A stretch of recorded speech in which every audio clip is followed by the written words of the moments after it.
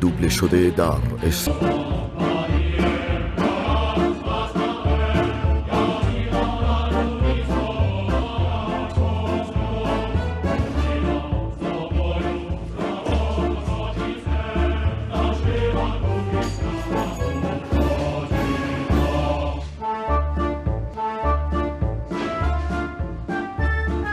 فلم کن Как тебя зовут? Откуда ты? من نمیفهمم. I don't understand. من ترکم. I'm Turkish. فراری نیستم، مجرم نیستم. I'm not guilty. Казахский он турок? بله ترکم. آره. Неважно. Со будете портированы. Подготовить документы. فاتح شکرچیزاده. فاتح. He did this to me. Я думаю, что название Фати. آره فاتح شکرچیزاده منو فرستاد اینجا. فاتح اینجا کسی نیست انگلیسی بلد باشه. انگلیسی بابا انگلیسی. Anche la razza da come? Ligio chain bit se voce last that bar tu tenia garanti یه فرد ناس اسکن. تو مشکل داری آقا؟ چی داری میگی؟ دیوونه زنجیری. Sir, please help me. English, help me. هاکن قربونت برم من. آی قربون اون دماغ دهنت برم من عزیزم. کاکل سریع من. بله که خوش تیپه. چی خیال کردین؟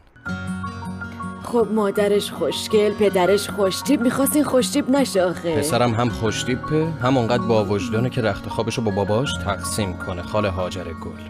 هیچ به مادرش نرفته. دیشب هر جا بودی همونجا هم میموندی آقا. بیا قربونت برم بیرون. سیر شده دخترم، ولش کن. من میبرمش بیرون هوا بخوره بعد میاد میخوره. بیا عزیزم. تو خواب نبودی؟ چرا خواب بودم. تو خواب ناز بودم تا اینکه مادرت اومد اتاقمون رو سراغ تو رو گرفت. چی؟ آره دیگه جدا خوابیدنمونم فهمید. ای داده بیداد. خب چی گفتی؟ چه میدونم دیگه. گفتم چون مریضی رو کاناپه خوابیدی که مزاحم من نشی. الانم فکر میکنه میونمون شکرابه. اینقدر چنگول بود که ولش میکردی تا صبح بشکن میزد. چرا فکر میکنه میونمون شکرابه؟ نه میونمون خوبه فاتح. آره به نظرم. باشه اینطوری فرض کن. تو بهم اخم و تخم میکنی؟ چرا باید بهت اخم و تخم کنم آخه؟ مگه من کیم که بهت اخم و تخم نگاش کن قهر کردی دیگه. باز داره پات میجنبه. زینب من این اخم و تخما رو نمیفهمم. مغزم نمیکشه. بهت گفتم که هر حرفی داری رک و پوست کنده بهم بگو. بهم بگو دیشب کجا بودی؟ مامان اومده تو اتاق. چی بهت گفته؟ با تو هم فاتح بگو دیشب کجا بودی؟ مته نصف شبی بهم زنگ زد. گفت یه کار مهم باد دارم. منم رفتم. مجبور بودم برم چون اون روز تو پینتبال ولشون کردیم. نمیرفتم دیگه کلن بام حرف نمیزد. متوجهی؟ لبتم قنچه نشد. یعنی دروغ نمیگی؟ قنچه شد. نه تو که اونو گفتی چیز شد. فاتح یعنی واقعا نمیفهمم چرا هیچ خلاقیتی تو وجودت نیست. اولین دروغی که همه مردا میگن و بهم گفتی. اصلا خلاقیت نداری. یعنی چی میگی؟ دارم به دروغ میگم؟ تو داری ازم بازجویی میکنی؟ دیگه دروغگو هم شدیم ها؟ دست بردار زینب. همچی میگی انگار شوهری هم که به زنش خیانت کرده. ای بابا. عجب. نه میگم انگار. نگفتم که کردم. میگم یه جوری میگی که این حس بهم دست میده. خب زینب فاتح یه چیزی بگم. تو هیچ اهمیتی برای من نداری. هر جا میخوای برو، با هر کی میخوای باش. عین خیالم هم نیست. چی شد؟ نگفتی برات مهم نیستم؟ کنجکاو چرا باید کنجکاو باشم؟ اصلا به من چه پیامی برات اومده؟ بذار حدس بزنم. یه جلسه فوری پیش اومده و باید بری آقا فاتح. از کجا فهمیدی؟ موفق باشی.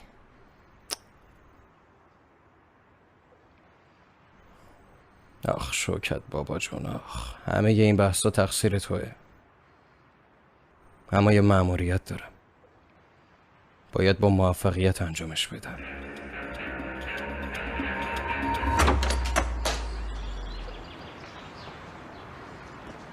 به سلامت داداشم. شب چی درست کنم؟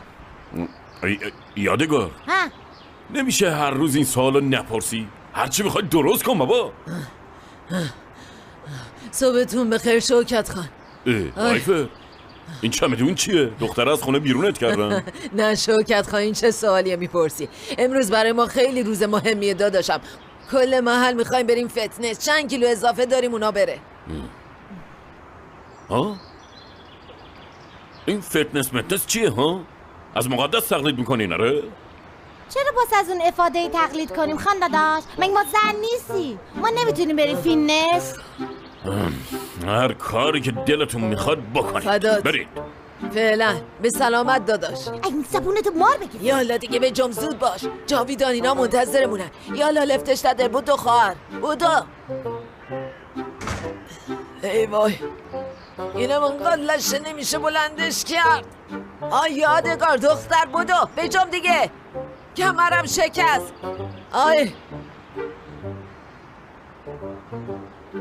خوش اومدین آقا فاتح. اتفاقا میخواستم بیام دیدنتون، حالتون رو بپرسم. ممنونم. منم دیشب قشنگ نقشه کش چیز استراحت کردم. الان خوبم، ممنون.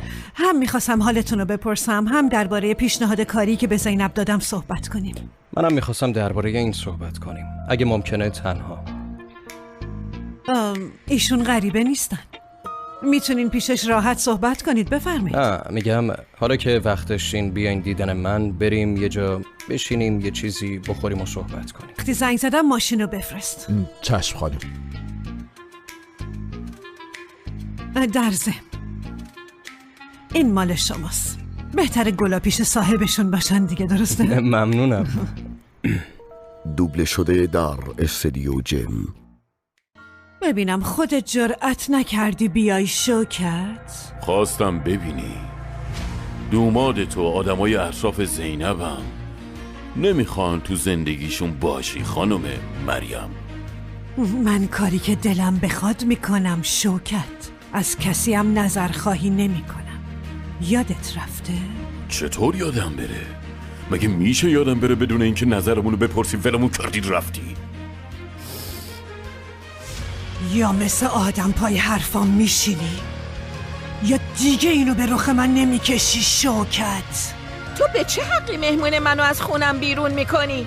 ارم دختر این خونه به حساب میاد. اونم شما به دنیا آوردی نره؟ منظورت چیه زینب؟